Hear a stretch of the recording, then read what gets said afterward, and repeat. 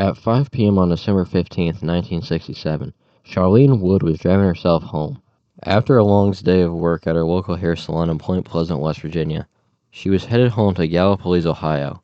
She drove onto the Silver Bridge just like she did every day. However, today, while on the Silver Bridge, she noticed a vibration.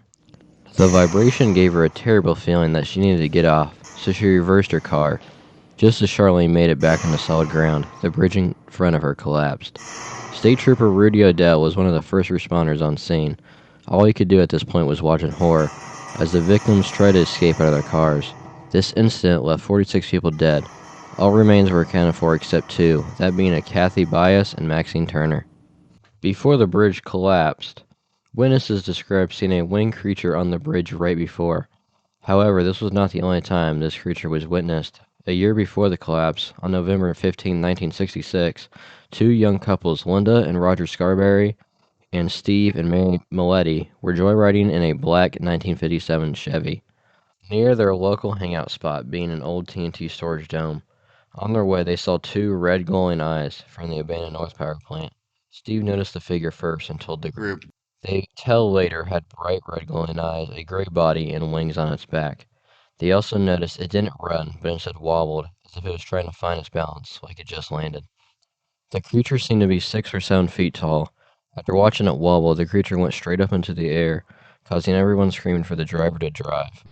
As they reached miles per hour going over 100, the creature was easily keeping pace, as they could see it gaining on them from the rear window, and then went right over the car. The beast clawed at the car, scratching the roof in the process. Mary states later the creature squeaked like a mouse whilst attacking them.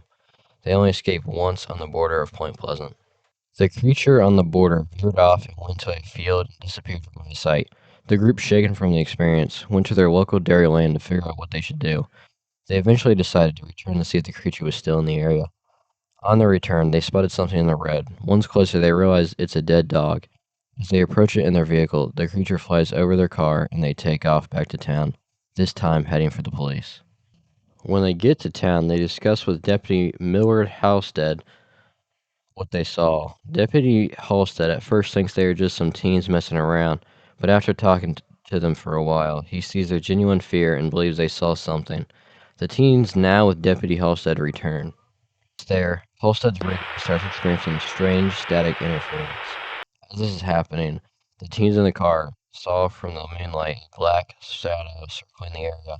Then shortly, dust is kicked up in an adjacent schoolyard like something landed.